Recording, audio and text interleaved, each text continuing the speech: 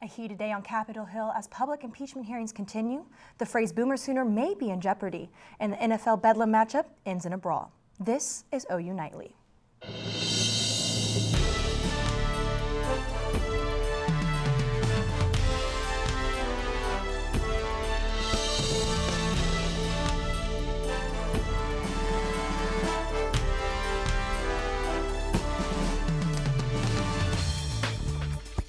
It's been a difficult time.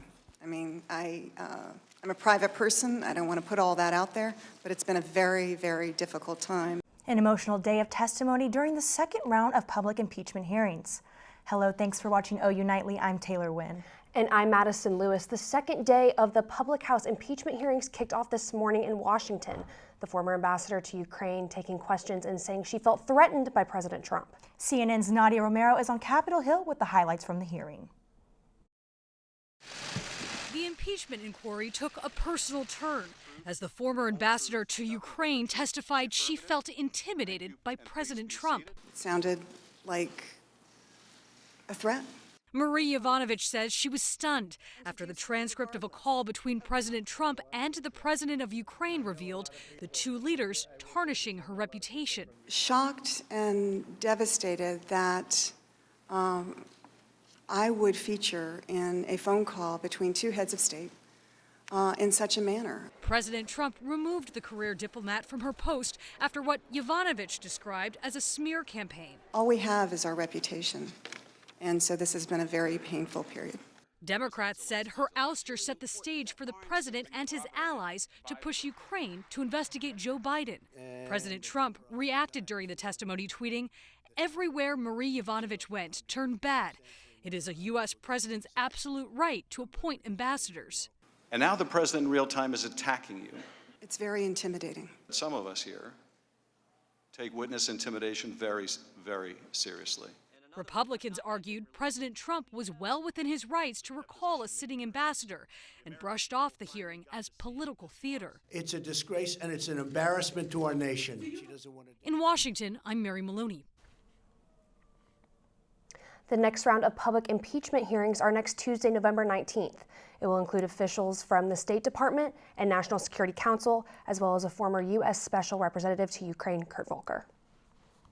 A change is coming to the name of the Sooner Freshman Council. This is a result of a bill authored by OU student president Adran Gibbs. Nightly's Cal Day sat down with him and tells us how he hopes changes like these are just getting started. Right here outside of the campus of Norman, where earlier this week, the Student OU Congress passed the bill to rename the Sooner Freshman Council. OU SGA President Adran Gibbs calls the words Boomer and Sooner offensive to Native American students and tells us the reason he authored this bill was to bring these students to the forefront of these conversations. Gibbs says he hopes this only starts the conversation.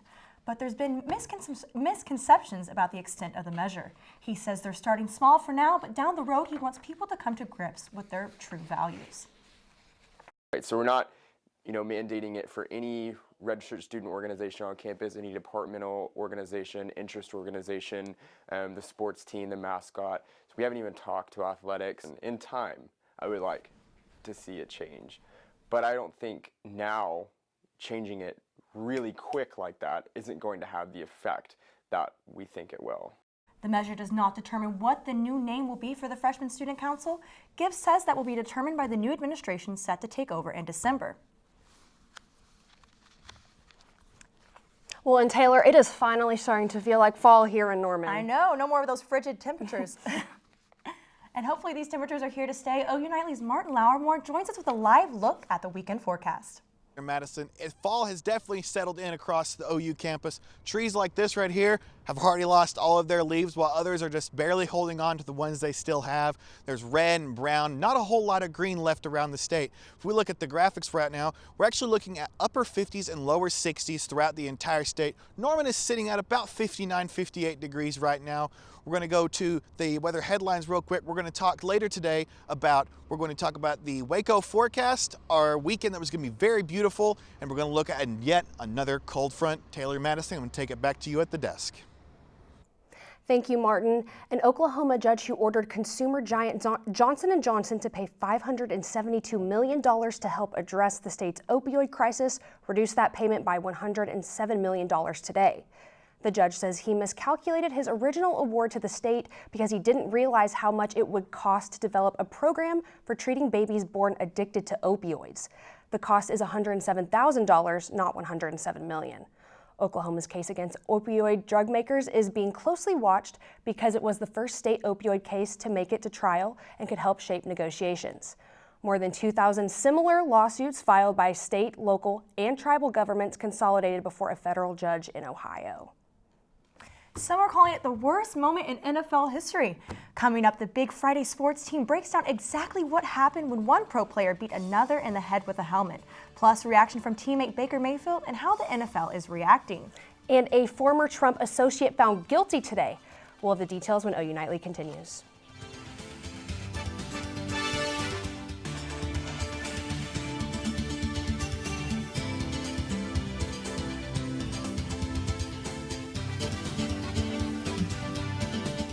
One of President Trump's longtime associates was found guilty on 7 counts today. OU Nightly's Taylor Ermence has details on that and more national headlines from the News Center. A jury finds Roger Stone guilty on 5 counts of lying to Congress, 1 of witness tampering and 1 of obstructing a congressional committee proceeding. Stone interfered with a congressional investigation of Russian meddling in the 2016 presidential election and lied to the House Intelligence Committee about the Trump campaign's contact with WikiLeaks. The verdict marks a conclusion to one of the key prosecutions in Special Counsel Robert Mueller's Russia investigation. Stone is the 6th Trump associate convicted as a result of Mueller's investigation. There's new information tonight about the latest school shooting in Santa Clarita, California. Investigators say they still don't know where the suspected shooter got the gun used in the attack, but they say that he carried out the attack on his 16th birthday. 2 high school students died in the shooting, and the town's mayor is working with the families to plan a vigil honoring them. Other students were injured, including the suspected shooter, who police say shot himself. President Trump is making his efforts to block the release of his financial records to the Supreme Court. Trump's lawyers are arguing that he has immunity from criminal proceedings while in office, making it the first time Trump's attorneys have gone to the Supreme Court with their argument. The president has already lost this case in the lower courts. The justices will be meeting behind closed doors to discuss how to handle this petition, and if the case is taken to term, justices could act on it by mid-January. The world's largest Starbucks has opened in Chicago today. The coffee shop has employed 200 people and is located on the corner of North Michigan Avenue and Erie Street. Thank you, Taylor. And an actor from the hit TV show The Office was on campus last night. Stay with us to find out what he had to say to students. Plus, Martin Lowrimore will give us a look at the 7-day forecast. It's feeling great right now, but what's the weekend got in store for you and the next work week? We'll find out after the break. Welcome back to OU Nightly. It has been a gorgeous day all across the state of Oklahoma, Norman and Oklahoma City. Right now, sitting at temperatures in the upper to mid 50s. Right now, those dew points, 29 degrees, feels very comfortable, feels very dry. Winds out of the south, just about 6 miles an hour. Not a cloud to be seen throughout all of Norman. We're starting to get to a different changing trend. Right now, we're sitting with this, what we call a trough and a ridge system, which has been giving us this cold temperatures these past few days. We have a high, low, and a high sitting like this across the entire state, the entire nation, which has been giving us a warm spot in the west coast, cold in the central, and warm in the east. But soon this is going to be shifting over throughout these next few days, giving us some warm temperatures for our area, and we're going to be seeing a bit of a trend changing. We can see where that absolute bomb of a cold front dropped our temperatures to record lows. And now this next week, temperatures are going to start getting on a warming trend, and we're going to start seeing some beautiful temperatures. Getting cool down to tonight, near freezing throughout the entire state area, especially Norman. Projected low about 34 degrees, so we could get to the freezing point, but we're most likely not going to get there.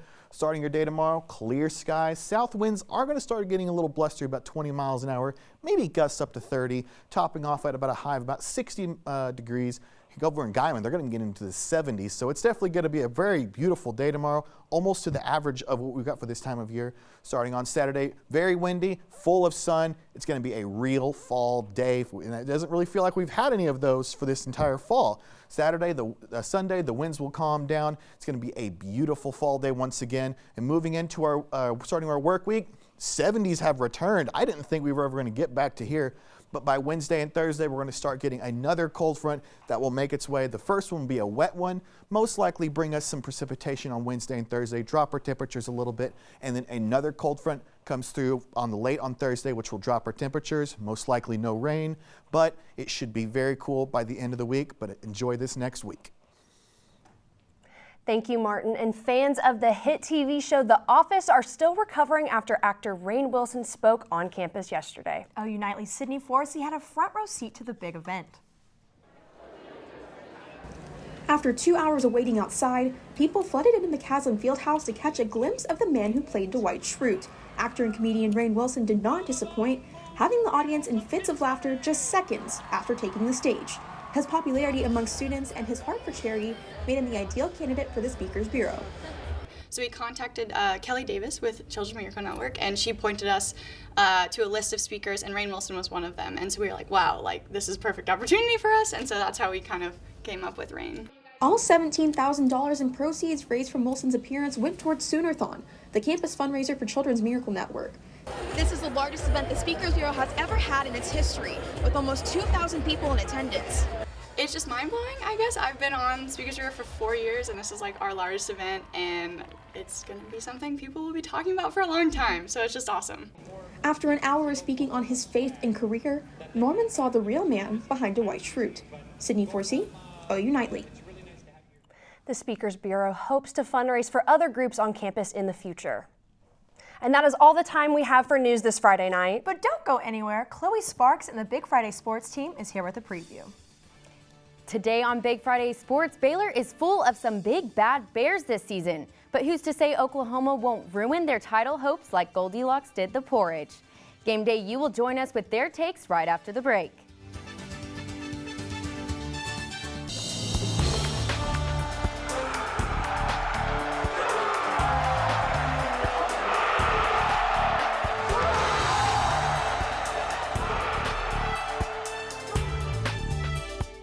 Hello and welcome to Big Friday Sports. I'm Chloe Sparks. And I'm James Myers. We're going to start this segment off by letting the Game Day U squad take it away. Shiloh, Sam, Christian, and Soule give their input for the Oklahoma-Baylor matchup this Saturday.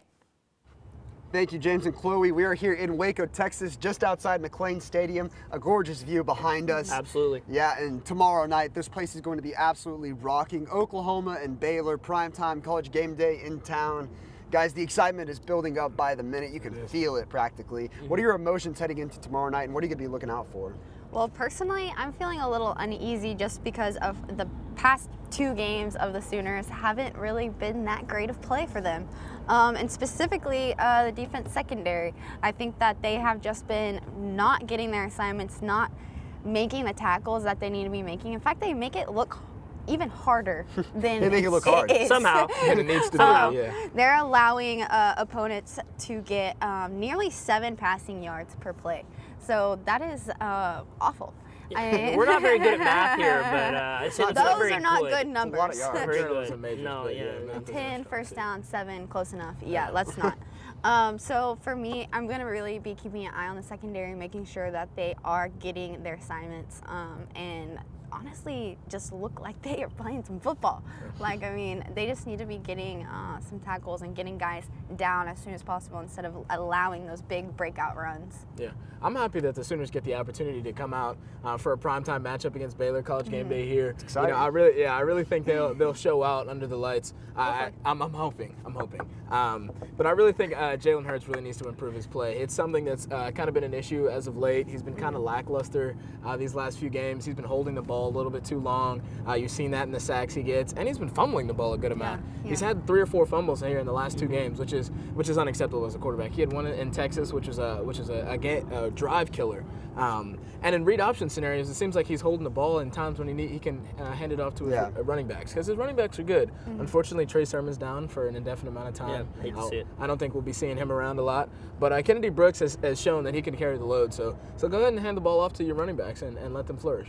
Yeah, and I agree with you wholeheartedly. I mean, when he's passing, he doesn't really seem to be making all of his reads. He doesn't really seem to be making the decisions that I think Lincoln Riley wants him to be making.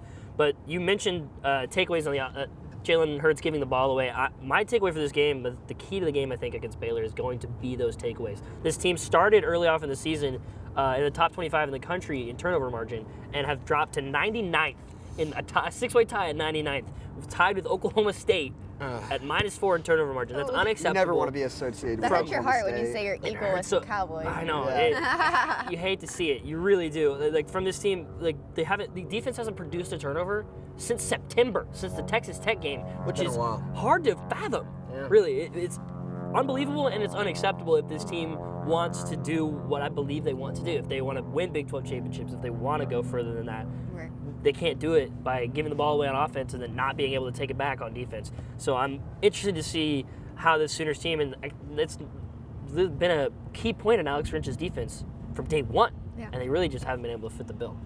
Yeah, everything you guys have said it so far is really the Sooners kind of shooting themselves in the foot. So as long as they limit those smaller mistakes, who knows, could be a good game tomorrow night here in Waco. That's going to be it for us. Be sure to check out Game Day U tomorrow morning, 8 to 10 a.m. More of our lovely faces as we break down Oklahoma and Baylor tomorrow night, plus a little bit of the national landscape, and we've got a great in-studio team for you. You're not going to want to miss it. But until then, James and Chloe, back to you.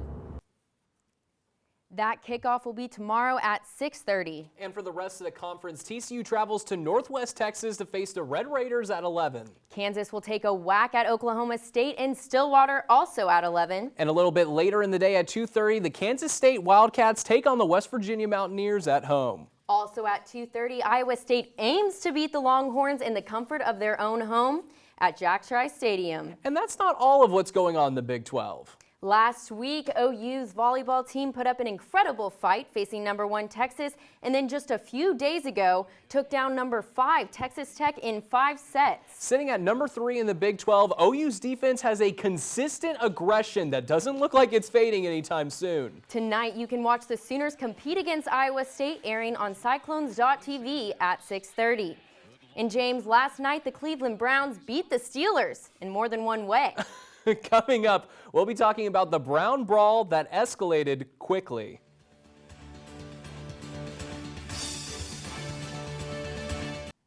You know, Marty, for those fans that are going to kickoff, I hear the weather's going to be great. But what about those fans going to College game day in the morning? Well, the morning's going to be a little chilly starting off the day. About 42 degrees when you're looking at about 8, 9 a.m. whenever College game day starts. By about the high end of the day, but 61 degrees, so a pretty comfortable day. And by kickoff, 52 degrees when you're going to start your game. Wind's going to be out of the south a little bit, so it should keep it pretty warm. It's going to be a great day. I'm looking forward to the Sooners to win it. All right, thanks, Marty. And Baker Mayfield and company played a heated AFC North rivalry game against the Steelers last night. What happened, Chloe? Well, James, the Browns' defense tormented Steeler quarterback Mason Rudolph and made 4 interceptions. Mayfield looked good in the backfield, too, raking up 193 yards and 3 touchdowns on the day. Perhaps the biggest story from the game came in the last 8 seconds. James, break down this scuffle that turned into hell in a cell. Chloe, Myles Garrett and Mason Rudolph, along with their teammates, got into a scrum in the final moments that got ugly. In WWE, they say give him the chair, but here, Garrett gives Rudolph the helmet in a vicious attack. The shocking scene stirred a lot of chatter on social media about what consequences Myles Garrett should face. This afternoon, the NFL rolled out the punishment for all those involved. Chloe, how bad is it? Well, James, Garrett is suspended indefinitely without pay for this season and possibly longer. Steelers center Marquise Pouncey is suspended 3 games, and Browns defensive tackle Larry Ogunjobi has a 1-game suspension. On top of this, both teams were fined $250,000. Afterwards, Mayfield said his teammates' actions were unacceptable. This is a physical, violent game that if there's moments if you don't keep your cool, bad things can happen, and he knows that. I said it on the field after, it's inexcusable. He knows that. And meanwhile, in the NFC, K1 and company head to San Francisco to take on the 49ers. How's Arizona looking this season, Chloe? Well, in their last game, the Cardinals went down to the wire in a close loss to the Buccaneers. Murray had over 300 yards passing and 3 touchdowns.